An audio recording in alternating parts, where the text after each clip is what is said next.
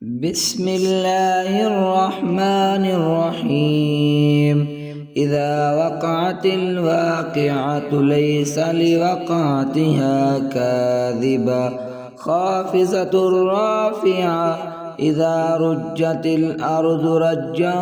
وبست الجبال بسا فكانت هباء منبثا وكنتم أزواجا ثلاثا فأصحاب الميمنة ما أصحاب الميمنة وأصحاب المشأمة ما أصحاب المشأمة والسابقون السابقون أولئك المقربون في جنات النعيم ثلة من الأولين وقليل من الآخرين على سرر موزونة متكئين عليها متقابلين يطوف عليهم ولدان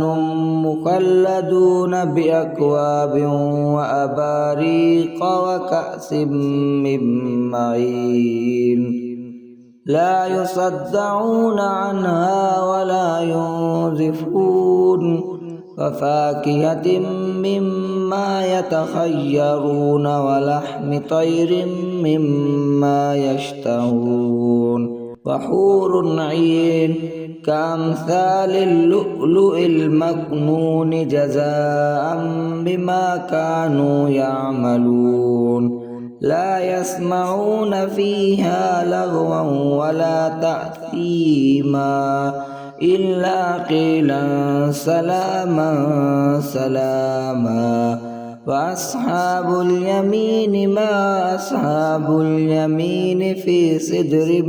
مخضود وطلح منضود وظل ممدود وماء مسكوب وفاكهة كثيرة لا مقطوعة ولا ممنوعة وفرش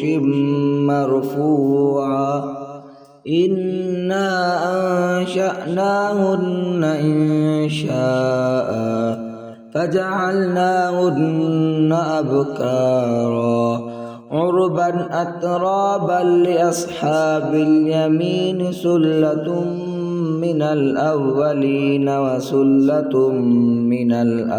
الآخرين وأصحاب الشمال ما أصحاب الشمال في سموم وحميم وظل من يحموم لا بارد ولا كريم إنهم كانوا قبل ذلك مترفين وكانوا يصرون على الحنث العظيم وكانوا يقولون أإذا متنا وكنا ترابا وعظاما أإنا لمبعوثون أو آباؤنا الأولون قل إن الأولين والآخرين لمجموعون إلى ميقات يوم معلوم ثم إنكم أيها الضالون المكذبون لآكلون من شجر من زقوم فمالئون منها البطون فشاربون عليه من الحميم فشاربون شرب الهيم هذا نزلهم يوم الدين نحن خلقناكم فلولا تصدقون أفرأيتم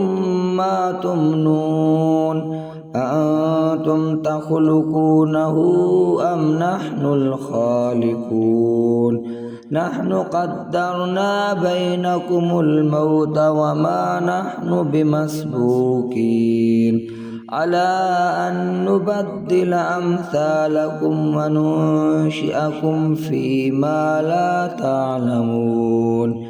ولقد علمتم النشأة الأولى فلولا تذكرون أفرأيتم ما تحرثون أأنتم تزرعونه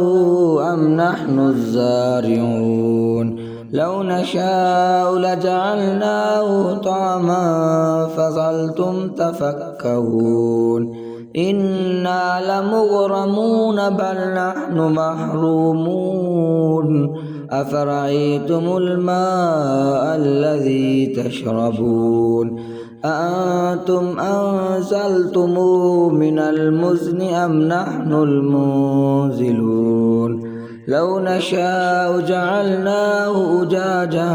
فلولا تشكرون أفرأيتم النار التي تورون أأنتم أنشأتم شجرتها أم نحن المنشئون نحن جعلناها تذكرة ومتاعا للمقوين فسبح باسم ربك العظيم فلا أقسم بمواقع النجوم وإنه لقسم لو تعلمون عظيم إنه لقرآن كريم في كتاب مكنون لا يمسه إلا المطهرون تنزيل من رب العالمين أفبهذا الحديث أنتم مدهنون وتجعلون رزقكم أنكم تكذبون فلولا إذا بلغت الحلقوم وأنتم حينئذ تنظرون ونحن أقرب إليه منكم ولكن لا تبصرون فلولا إن كنتم غير مدينين ترجعونها إن كنتم صادقين فأما إن كان من المقربين فروح وريحان وجنة نعيم فأما إن كان من أصحاب اليمين فسلام لك من أصحاب اليمين وأما إن كان من المكذبين الضالين فنزل من حميم وتسلية جحيم إن هذا لهو حق اليقين فسبح باسم ربك العظيم صدق الله العظيم.